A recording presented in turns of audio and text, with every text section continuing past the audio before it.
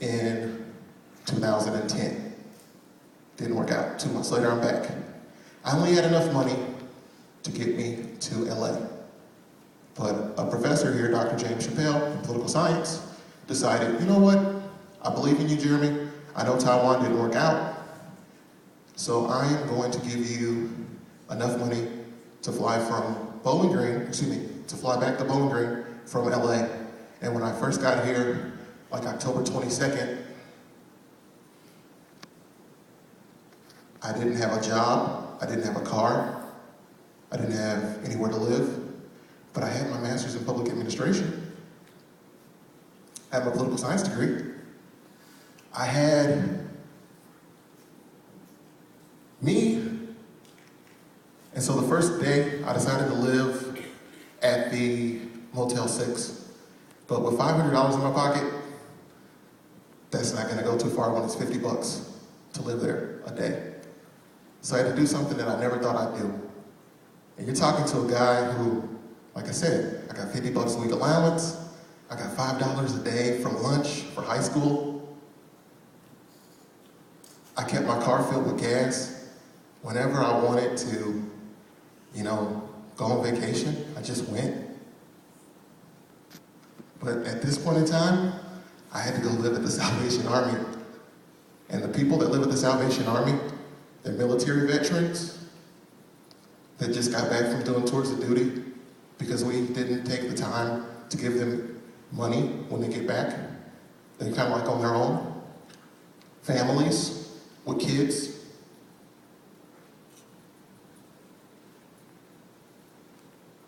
It's just really disheartening. And the other thing that you have to deal with, a lot of people don't like educated people. So I'm kind of talkative and I like to express myself. And I'd be at the Salvation Army and the social workers, they didn't really want to deal with me because I had education. They put me down.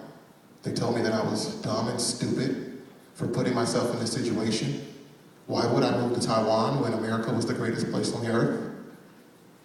They never asked me, Jeremy, you've lived there 3 times, you visited 10 times, but you went back.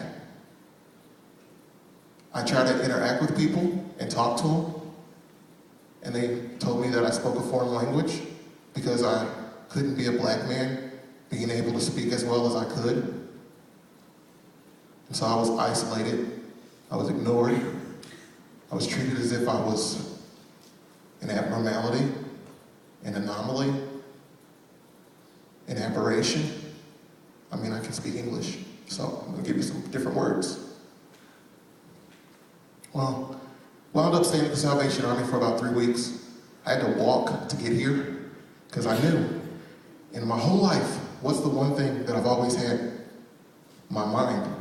So I was able to walk here 45 minutes from the Salvation Army to here, and I'd have students that knew me because I used to teach a university experience class.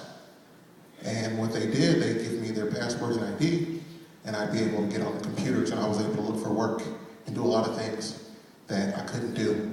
And I'd walk around and I'd hear the conversations that people were having. I'm homeless at Western Kentucky University, and I'm hearing people talking about Kim Kardashian, what color makeup they're gonna get next week. They're gonna go to the party, they're gonna do this, they're gonna do that. And I'm thinking, wow, I'm homeless. And these people, they're living in a different world from me. This is scary that they don't even recognize the fact that I'm homeless and I'm on their campus, I'm alumni, but guess what? I'm still homeless. And I'm trying to get myself out of this situation. So for about 3 weeks, I'm coming on campus, back and forth, back and forth. Finally, I'm able to find a job at KFC. Work at KFC, oh my gosh. People yelling at you, people screaming at you. They tell me, are you undercover boss? There's no way a black guy like you, and I'm not saying black on purpose, I'm saying black because that's what they would say. There's no way a black guy like you should be working at a place like this. Not with your, what's the word they always use?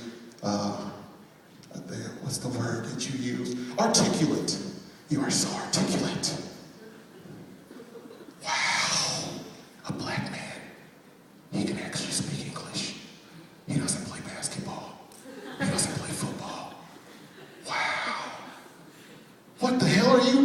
here. So what wound up happening, I worked at KFC for about 2 months. It was hell. And the people that work there, they're depressed, and that's putting it lightly. They're stuck because they're not in a position to better themselves. They have families, maybe education, maybe the fact that they've been in prison. I think you all had seen that YouTube video of the guy in New York going crazy on the girl that hopped over the counter at McDonald's. And he come to find out he had a felony on his report card. Everybody working in fast food doesn't work there because they want to work there. That's the only option sometimes that they have. So that's the only option that I had with my master's degree. So I got an email because I happen to belong to a listserv for FACET. I currently work at FACET, Faculty Center for Excellence in Teaching. And I am a basic skills for college teaching coordinator. Graduate students that want to teach 1 or 2 classes come to me, and I train them so that they can teach at WKU. I don't have a background in education, but I can think, and that's why I got the job. That's what they tell me. When I first started working there, after taxes, I was working part-time, only making $841 a month. But I was able to file my taxes, and literally in March, went from, let's go back, August, homeless, almost. By March, I was able to find somewhere to live. Like I said, I'm giving you all the condensed version, because it's a hell of a story. And by March, I was able to have my taxes, got a car, found an apartment, and also was able to sign up for Confucius Institute, beginner Chinese lessons. And because we were the first Confucius Institute in the state of Kentucky, I was fully funded and sponsored to go to China this summer. And that was a great experience because I love Chinese culture. Well, I will tell you that right now, thinking back over the experience, it's very hard when you don't have a vehicle and you can't get where you want to go and you got to take the GO bus. And then guess what? How many of you, if you were homeless, would know what to do right now? I'm not talking about 5 minutes from now. Right now, raise your hand. I want to see a show of hands. How many people would know what to do right now if you were homeless? 1, 2, 3, 4, 5? Okay, Alive Center. They have this thing right here. This is the Community Resource Guide. This is my Bible. This thing, it helped me get everything that I needed. If I wanted to know where to go to eat because I didn't have the money, I go to the Episcopal Church. If I needed to get food, I'd go to the food banks. There's about 5 or 6 of them. Go to the Salvation Army too, get a hot lunch. But you can't get dinner. If I needed food and material assistance, health, housing and shelters, international assistance, legal assistance, all here in the Community Resource Guide. Now at the Salvation Army, I brought this there, and I was hated. You know why I was hated? Because I was giving people knowledge and information, and I wasn't keeping them dependent. So I started passing this thing out. Here, you got a family, right? You can go here. You're hungry, right? You can go there. Oh, really? You don't have your lights on? Well, here's Hotel Inc. This is an organization that can help you. I go hang out at the library. At the library, not on campus, off campus. It's a homeless refuge. Because at the Salvation Army during the day, you get kicked out. And then you can come back from 8 until 4:30, you get kicked out. And so the homeless people would stay at the library, the public library. And I'd go to that public library, and I'd give this information out. People would come up to me and say, I heard about you. You're that smart homeless guy. I say, yeah, I am. Being humble too. You're that smart homeless guy. Yeah. Well, I need a resume to be done. Okay, no problem. 15 minutes later, the lady had a resume, got the job. Because she didn't have the skills. So I come to find out that homelessness is not necessarily the fact that someone's ignorant or dumb or stupid or lazy. It's not that. Sometimes, if you're not educated, you can be ignorant, dumb, stupid, and lazy. Sometimes we can look at the mirror in ourselves And we can say, well, you know what? I'm educated, and I come from a middle-class family, and I've always gotten everything that I wanted, and life is always going to be the way that I want it to be. And then, kind of like Kim Kardashian, after 72 days, you crash, but you still walk away with $20 million.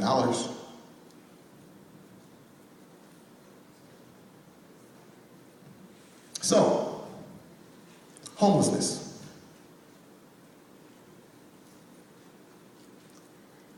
It is something that is not particular to someone in a certain socioeconomic class.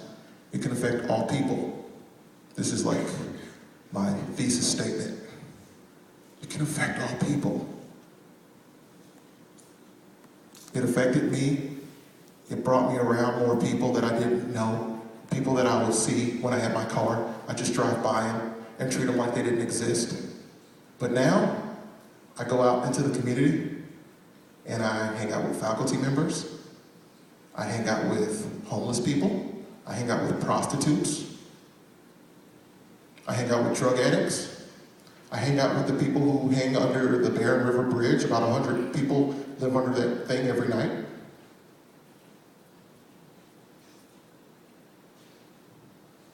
You all are all mostly honor students, correct?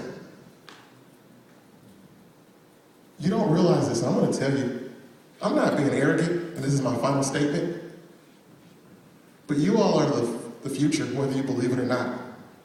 You are. Your minds have what it takes to solve many problems. I've gone to Model UN conferences, because my background is in public administration and political science.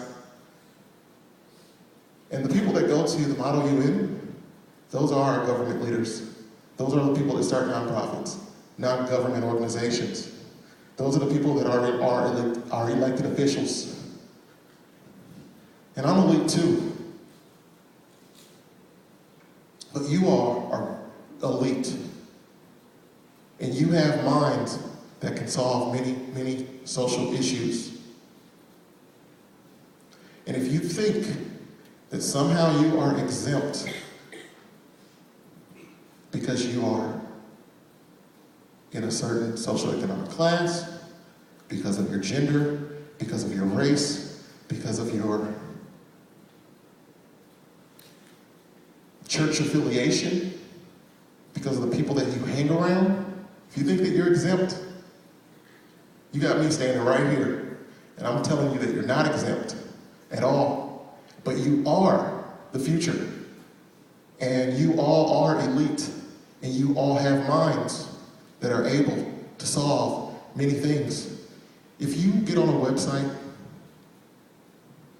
for social issues, social justice, you will find many, many, many, many, many issues. And those issues are waiting for you to solve. For me,